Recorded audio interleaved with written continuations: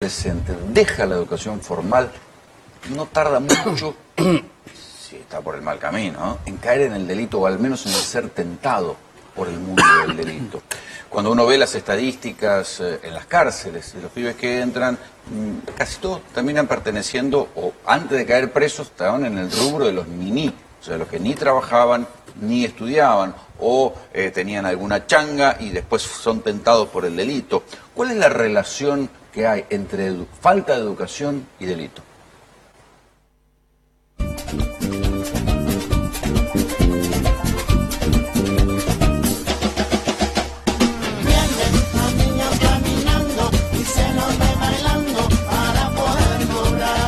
De la escuela al instituto. ¿La falta de educación puede derivar en delincuencia juvenil? El incremento de hechos policiales con pibes chorros como protagonistas, la ausencia de mecanismos de contención para los menores y las puertas de las escuelas cerradas configuran el escenario social en materia de minoridad, un problema del presente que va a impactar en el futuro. Estamos a 28 de marzo y nos vuelven a hacer la misma propuesta, el 19%, en 4 etapas. La misma que hicieron el 10 de marzo. Los 6 sindicatos que pertenecemos al Frente de Unidad hemos resuelto 48 horas de paro. Durante el primer mes del calendario escolar solo se registró la mitad de días con clases. Mientras el conflicto parece lejos de solucionarse, el debate en torno a la educación se plantó en las calles y los docentes se pararon de manos. Para mí, en lo personal, mi premio mayor no es mi sueldo. Es el amor que me dan los pibes día a día. Me duele en el alma. Hace 18 años que ejerzo la docencia. ¿Habías vivido un momento así? Jamás. Todos los gobiernos han puesto plata para subsidiar la educación privada y eso ha perjudicado enormemente a nivel de presupuesto a la escuela pública. Desde el gobierno de Onganía se podría decir que la educación viene sufriendo un proceso de degradación producto de la descentralización. Quizás habría que pensar si a la clase política le interesa un pueblo educado y pensante. ¿Dónde van los chicos que no van a la escuela? Si bien la institución escolar tiene la función de educar, una de sus principales funciones es la contención social, por lo que la ausencia de este mecanismo deviene en aulas vacías y pibes en las calles. A mí, con lo que pasó con Brian y la solución que se le encontró, seguramente era la posible, pero nos dejó con un sabor amargo a todos, especialmente a los padres. En cualquier momento regresa al país el joven peruano que con tan solo 15 años ya está involucrado en el asesinato de un menor de 14 en Argentina. No puede haber más familias así, no puede ser que un menor entre y salga, que quede impune de algo que hizo, es un asesinato. Y ahora cuando tus amigos se enteren que estos chicos te quisieron pegar, ¿qué va a pasar? No voy a agarrar a ti, ¿qué vamos a hacer? ¿Y te da miedo decir esto en una comisaría? No, aparte yo soy menor, entro y salgo. Cuando uno cae preso, el chiquito sirve para hacerse cargo nomás, para salvar al más grande. Para eso saben se que chico. No va a pasar nada con él. Claro, porque saben que no va a pasar nada con él. Entonces, para eso si vos enano te haces cargo. Claro. Si total no lo va a pagar, no va a pagar el daño de nada. Todavía sorprende lo que encontró la policía en el allanamiento de la casa de un joven de 15 años. 15 años, escuchaste bien. Una ametralladora muy importante. Una ametralladora calibre 9 milímetros, una FMK3, un arma fabricada por la empresa, por la compañía de fabricaciones militares, especialmente para el ejército argentino. Se vio el crecimiento del comedor en el turno de la tarde, sobre todo. Antes venían desde sus casas comidos y hoy están comiendo en el comedor de la escuela. ¿Qué distancia hay entre una escuela y un instituto de menores? Niño que baila le va a robar, niño que baila le va a robar, niño que baila le va a robar, niño que baila le va a robar. A ver, muchachos, para que quede claro, los problemas de seguridad o las grandes bandas sofisticadas son un problema de la ley, pero eso es lo menos del universo de la inseguridad. En el universo de la inseguridad, en términos estadísticos, la mayoría de los hechos tienen que ver o se podrían haber evitado si hubiera una trinchera mucho más fuerte en la educación, ¿sí? Si la educación funcionara, seguramente los índices de inseguridad bajarían. Porque buena parte de los índices de inseguridad, desde el pibe que roba el celular, el que roba la billetera, pasando por la chica la mechera, pasando por el pibe chorro, o el que se mete en una casa, o el que después roba una moto, o el que roba una bicicleta, o el que termina robando un auto, en general son pibes que dejaron la escuela. Entonces yo soy de lo que cree que la mejor política contra la inseguridad pasaría por un refuerzo de la educación. Y si quieren, les recomiendo, ya que estoy con la bibliografía, les recomiendo que lean al señor Pérez Sosto, que es de la Cátedra de Pobreza de Flaxo y UNICEF, que es quien mejor estudió el universo de los niní, de los pibes que en el tercer, cuarto cordón no trabajan ni estudian. De ahí sale el inmenso universo de pibes que después terminan tentados por la delincuencia.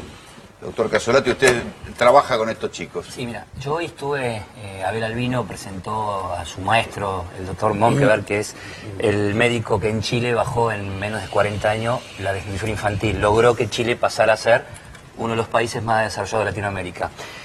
Y viste que está la discusión si las variables macroeconómicas, al mejorar, mejoran las condiciones sociales.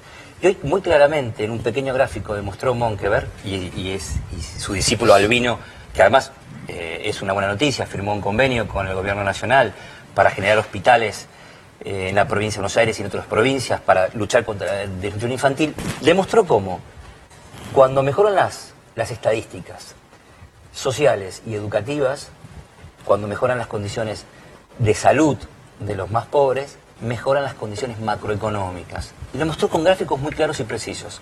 Por lo tanto, yo creo que ya esa discusión no tenemos que darla más.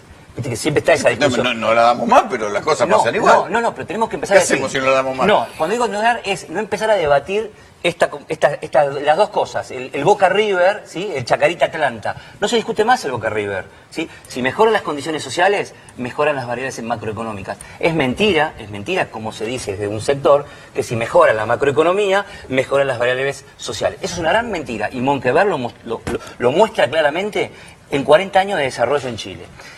Por otro lado, a veces hay una opinión pública y una opinión publicada. Yo cuando dicen que en la provincia de no hay clases, yo debo decirte que en la Fundación Felices los Niños, donde yo estoy como presidente del consejo, las clases empezaron el primer día, ¿sí? Y de la totalidad de los maestros, solo 10 maestros adhirieron a los paros. Por lo tanto, debo decirte que...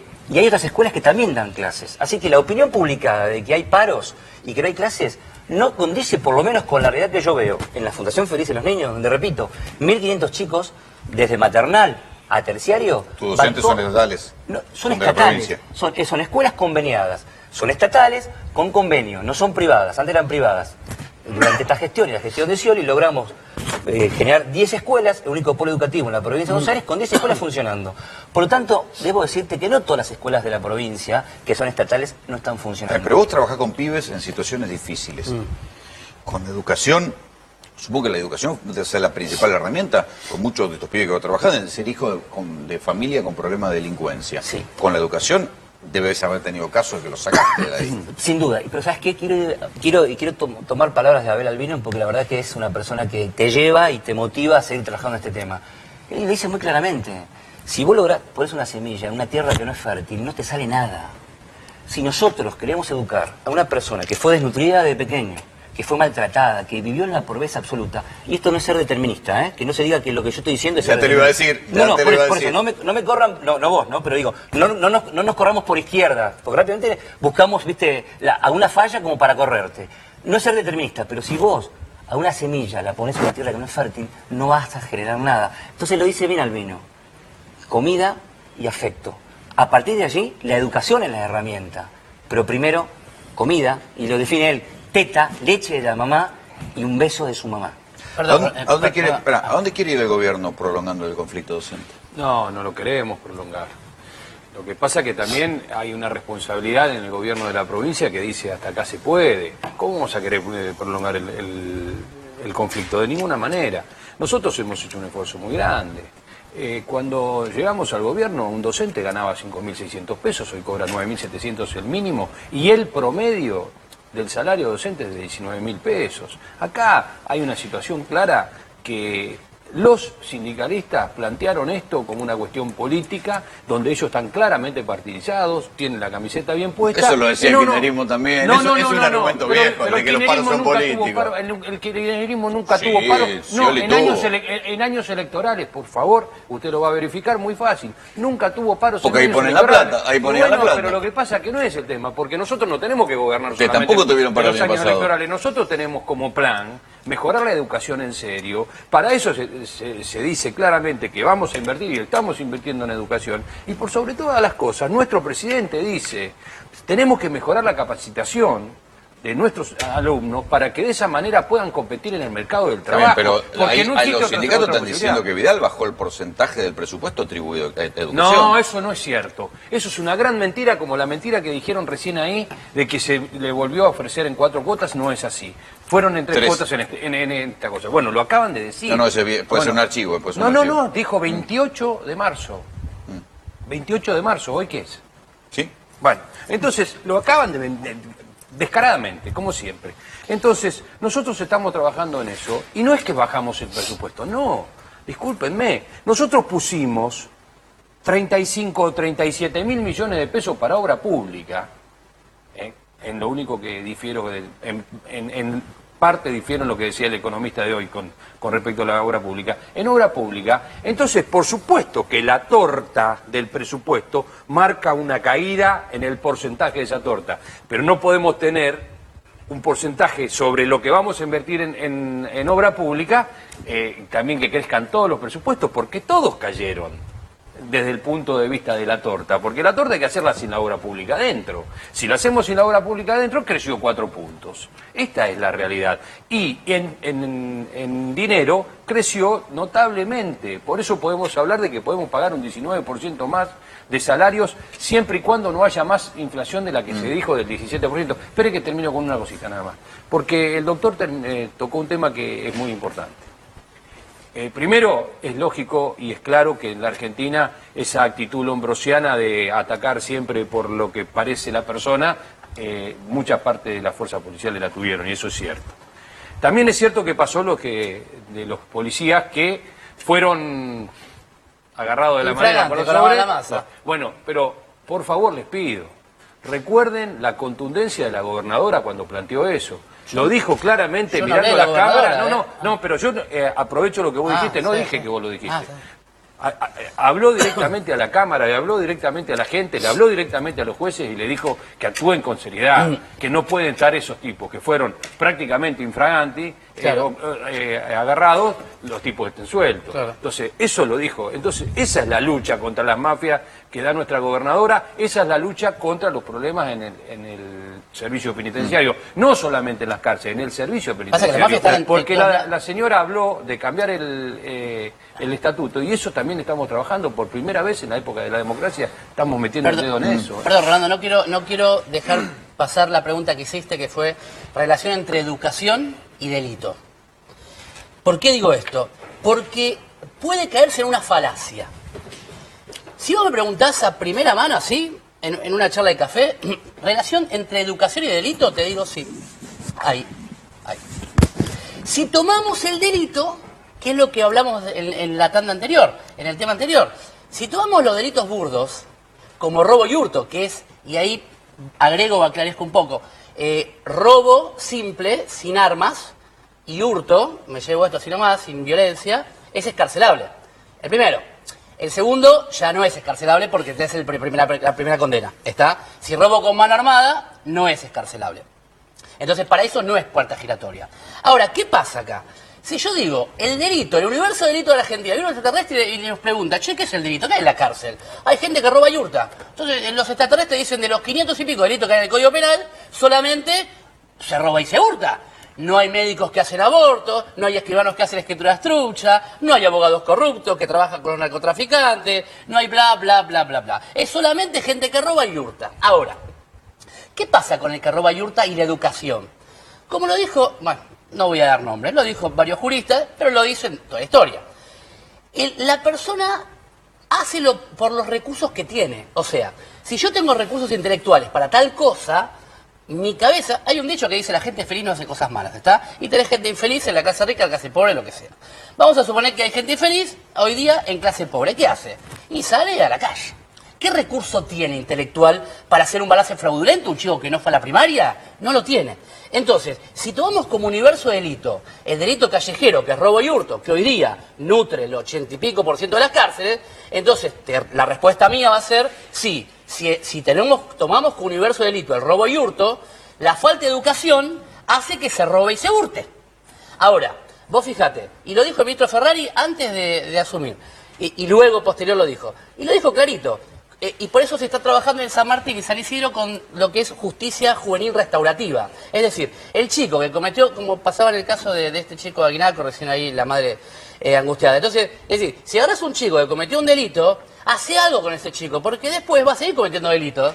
Y ya cuando es adulto, el segundo hurto ya merece la cárcel. Y después, lo que dijo la doctora, que es verdad, a ver, la cosa es lenta. El servicio penitenciario es toda una estructura militarizada y cerrada hasta hace pocos años. Realmente, hasta hace pocos años. Bueno, ahora está más abierto y yo trabajo dentro, de hecho, Casolati también nos conocimos dentro de la cárcel con él.